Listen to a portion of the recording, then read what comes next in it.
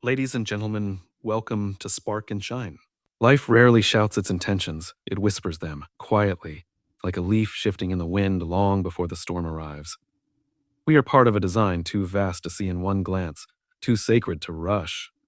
To rush. Yet we often feel the need to declare our next move, as if certainty can be manufactured, or transformation must be explained. But maybe the soul doesn't unfold through announcements. Maybe it expands in the silence between decisions, in the space where uncertainty lives and grace breathes. Like constellations shifting quietly above us, the most profound changes come not with noise, but with alignment. When we honor the stillness before the step, we don't just change our path, we deepen our place in the cosmic rhythm.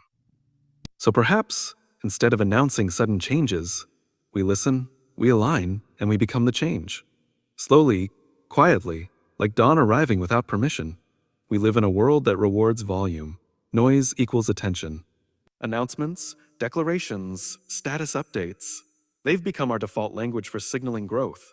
But when we look closely, really look at how the most powerful transformations in nature unfold, they don't make noise. They don't ask for permission. They simply begin for permission. Think of the seed buried in the soil. It doesn't rise up shouting, "I'm becoming a tree." It breaks open in silence, in darkness, in stillness. It begins not by announcing its change, but by surrendering to it, by trusting the invisible process already at work beneath the surface. Now, this isn't just about trees, this is about us. You, me, all of us. We're part of that same design. There's a rhythm to real growth, and it doesn't rush to be seen. It doesn't seek applause before roots are formed. And yet, somehow, we've been conditioned to believe that if we don't declare our next move, if we don't post it, tweet it, or frame it in a polished statement, it's not real. But that's not how life actually works. See, when we announce sudden changes without letting them mature inside of us first, what we're really doing is outsourcing our process. We're looking for validation before we've built foundation.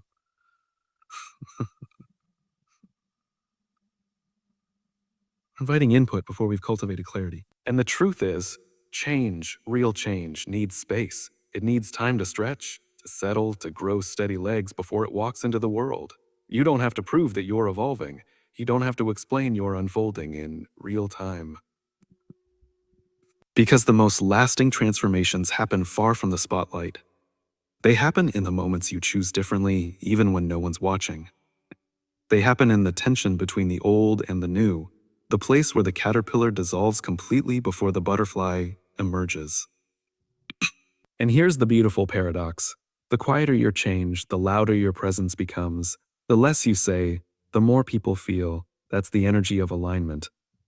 When your being says everything your mouth doesn't have to. So instead of announcing sudden changes, live them. Live them in your posture, in your choices, in your habits, in your silence. Let people feel something different when they're around you, not because you told them you've changed, but because the frequency of who you are has shifted. Let your evolution be something they sense, not something they scroll past. And if you feel the urge to declare your change, pause. Ask yourself, is this for connection or is this for confirmation? Am I speaking from overflow or from uncertainty? Because when you speak from overflow, it's not about needing to be believed. It's about offering something true, something lived, something real.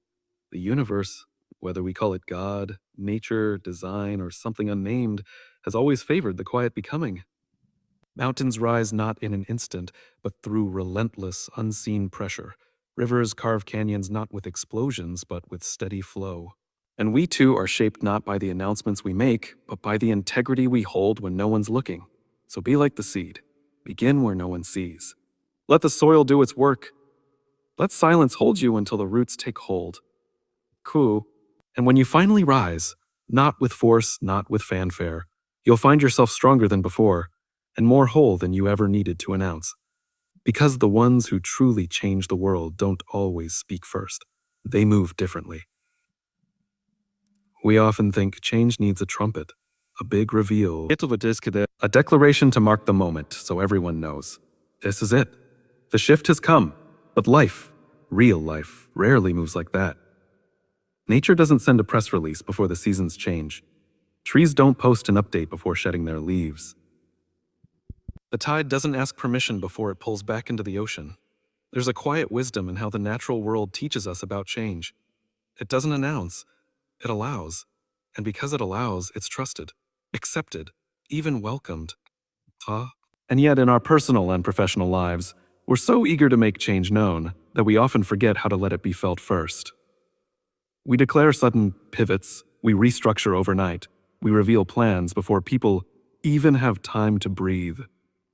Oh, and in doing so, we unintentionally rob others and ourselves of the most essential part of any transition, meaning. See, when you force change, people resist. Not because they hate the new thing, but because they weren't given time to process the loss of the old one. Change is never just about what's coming, it's about what's ending. And every ending, even a needed one, carries weight, has gravity. It has gravity. It asks to be acknowledged. The greatest transformations don't happen with declarations, they happen with presence. Sometimes the most powerful thing we can do isn't to explain the new plan, but to embody it, to quietly begin living it, to move in alignment with it without demanding applause or understanding right away. When someone close to you senses you're shifting, not just your goals, but your mindset, your energy, your rhythm, they don't need a speech. They need your presence, your consistency, your truth, expressed in small, human ways. When leaders begin living the new culture instead of announcing it, people naturally begin to lean in, to sense something's different, and I trust it. There's a reason people say, I could feel the shift before I ever saw it. That's not an accident. That's good leadership. That's human connection. That's change done well. Let me give you an example. Imagine walking into a room where nothing is said, but the tone has shifted. The light feels warmer. People are quieter, maybe more intentional. You don't need anyone to explain it to you. You feel it. Feel it. Your body understands before your brain catches up. That's what graceful change feels like. It doesn't arrive with a bang. It enters like a new instrument in the background of a familiar song. Subtle, but undeniable. We are hardwired to trust what we feel more than what we're told. You can say, everything's fine, but if your eyes are restless, your tone unsure, no one believes it. In the same way, you can say, everything's changing, but if your behavior is frantic, people don't feel safe. People don't feel safe. If you want others to move with you, you have to be still enough for them to sense it first. It's not about manipulation, it's about alignment. And this alignment takes time. You cannot microwave trust. You cannot rush resonance. If your heart is changing, let your actions catch up before your announcements do. If your company is shifting direction, let your culture evolve naturally before you put out a press release. If your values are deepening, let them shape your decisions before they become slogans. The problem isn't change. The problem is when change shows up too quickly for people to hold on to anything real. When that happens, people grasp for control. They ask questions not because they're doubting you, but because they're desperate to anchor themselves. And if they can't find an anchor in you, your steadiness, your clarity, your quiet example, they'll drift, or worse, they'll resist. But when you let change be felt, when you allow others to experience it as an unfolding rather than an intrusion, something beautiful happens. People begin to own the change with you. It's no longer yours to manage. It becomes theirs to carry too. And here's the truth. Felt change lasts longer than forced change. Why? Because felt change speaks the language of the soul. It invites people rather than instructing them. It creates space rather than filling it. It respects the silence between notes rather than rushing to the end of the song. And in a world obsessed with speed, that kind of leadership, that kind of presence, is revolutionary. So the next time you feel a shift inside you, don't rush to announce it. Sit with it. Live it. Let it shape you first. Let others feel it through your choices, your tone, your energy. Trust that the right people will notice. Trust that the ripple will come. Because when you let change be felt instead of forced, you don't just change the moment. You change everything that comes after it. There's this strange pressure many of us carry, the belief that we need to know before we move, that we must have a perfectly drawn map before taking the first step. So we wait. We wait. We script. We build presentations, we rehearse our certainty. But the truth is, the most meaningful changes in our lives rarely start with certainty. They begin with a tug, a whisper, a discomfort we can't name, a quiet knowing that something isn't aligned anymore, not broken necessarily, just misfitting. Just misfitting. And instead of honoring that knowing, we bury it under strategy. We delay the move because we don't yet have the words to explain it. We want to announce it with clarity, but clarity doesn't always come at the beginning. Sometimes it arrives through movement, not before it. This is the paradox of change. We think we must understand it fully before we embody it. But in reality, the body knows before the mind does. The soul nudges before the voice can follow.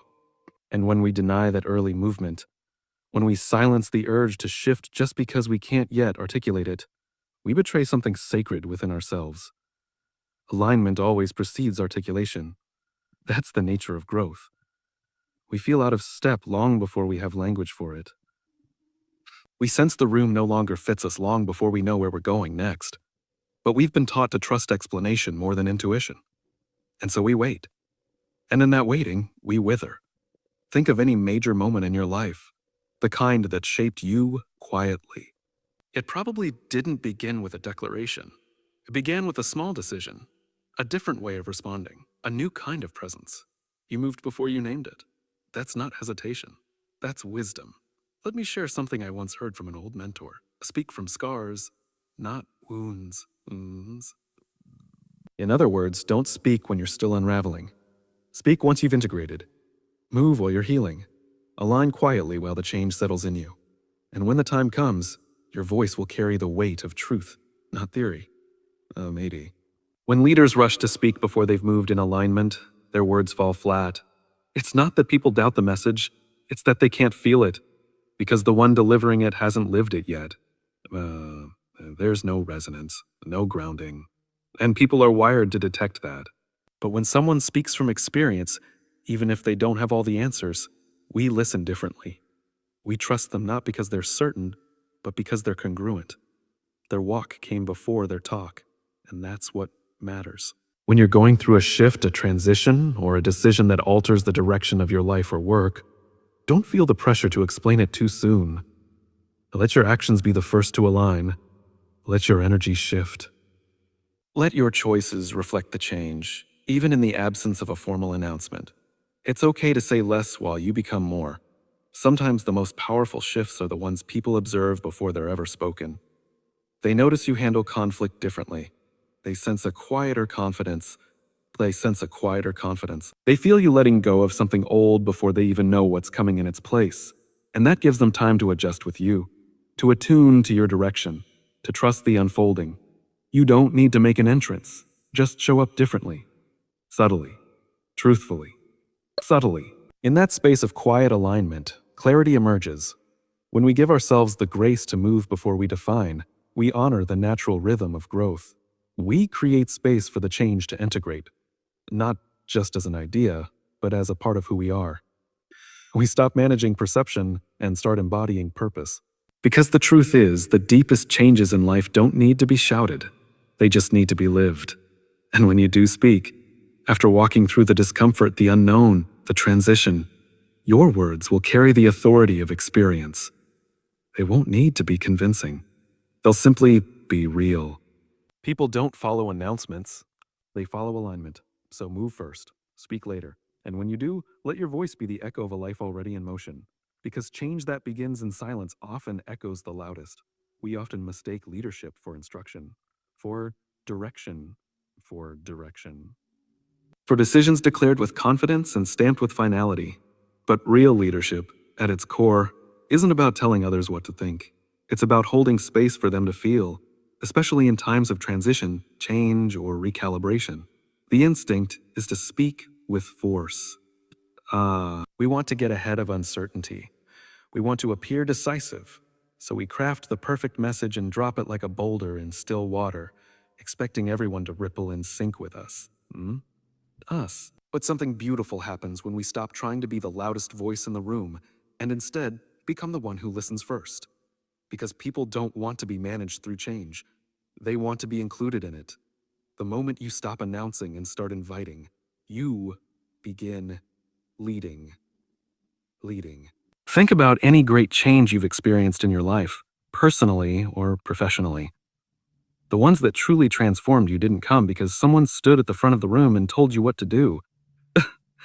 They came because someone asked a question that stirred something within you. They included you in the process. They gave you the dignity of agency. That's the difference between control and collaboration. When we demand agreement, we set ourselves up for quiet resistance. People may nod in the moment, but they won't carry the mission forward. Why? Because they don't feel connected to it.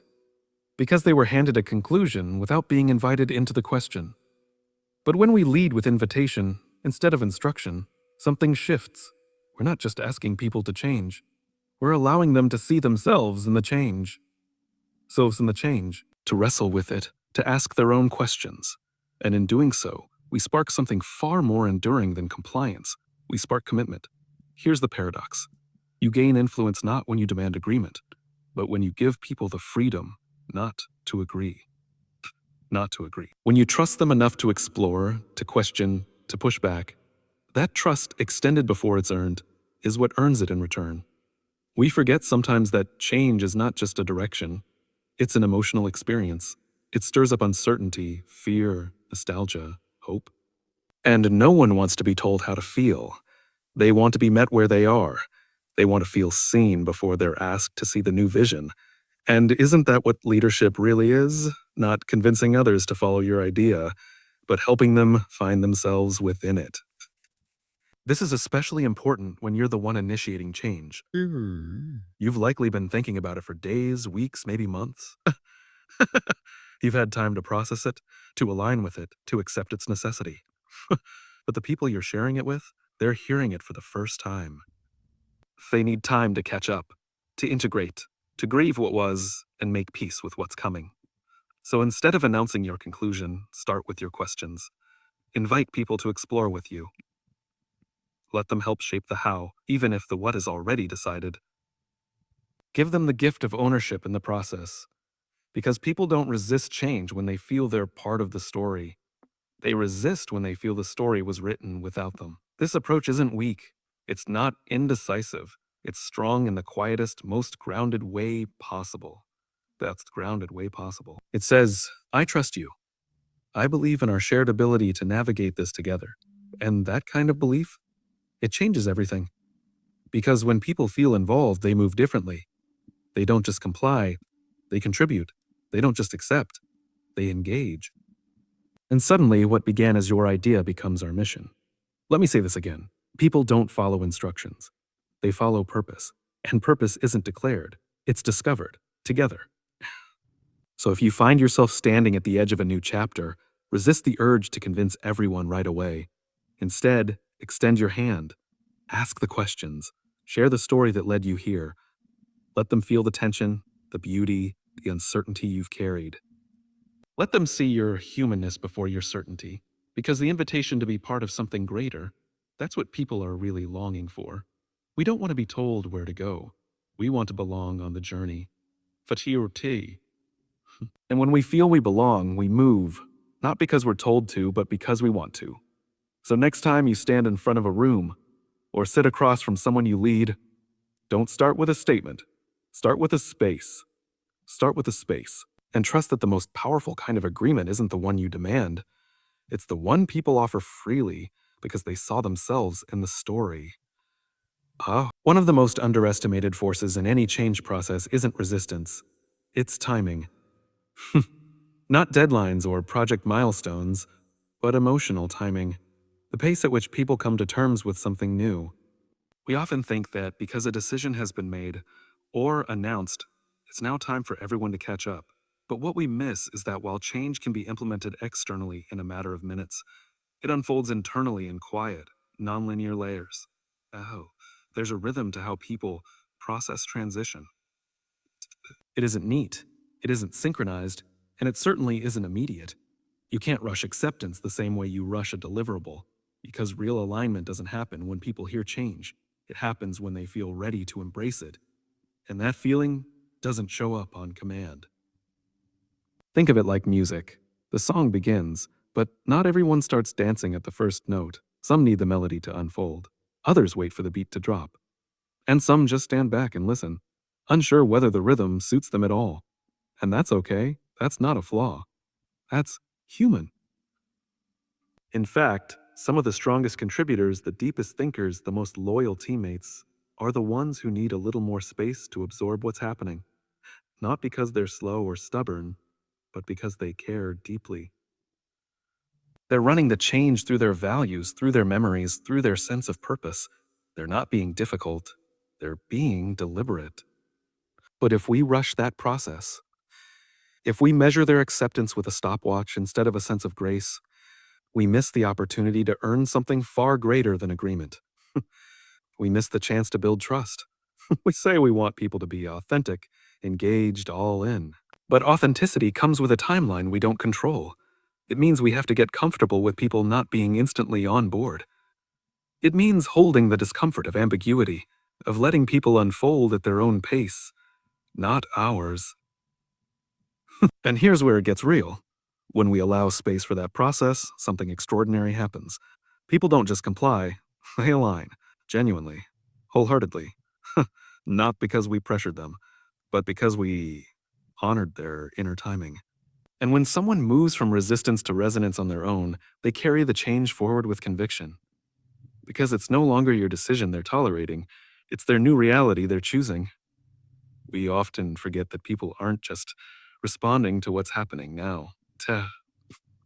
They're responding to what it means for them, their future, their identity. You announce a new structure, they hear a shift in belonging, you change a role, they feel a question mark in their sense of worth. You say, "We're going this way." They quietly ask, "Do I still fit in that direction? Do I still fit in that direction?" That internal dialogue deserves respect. And that's where layered processing comes in. Some people hear about a change and jump in. They adapt on the spot. Others take a day, a week, a conversation with a trusted colleague, a walk outside, a journal entry, a moment of silence in a crowded world. Each layer is a step toward integration, toward peace, toward commitment. Our job is not to dictate the pace, it's to hold the space. It's to say, you don't have to pretend you're ready. You just have to be honest about where you are. You are. Because in that honesty, in that vulnerability, people begin to feel safe. And safety isn't just a soft concept, it's the soil where real transformation takes root. That's the leader's role, not to accelerate processing, but to protect the container in which processing can happen. This doesn't mean being passive. It means being attuned. It means knowing when to lean in with encouragement and when to step back with compassion. It means offering clarity without urgency, support without pressure, presence without control. And above all, it means remembering that your goal isn't to finish the change. It's to bring people with you through it.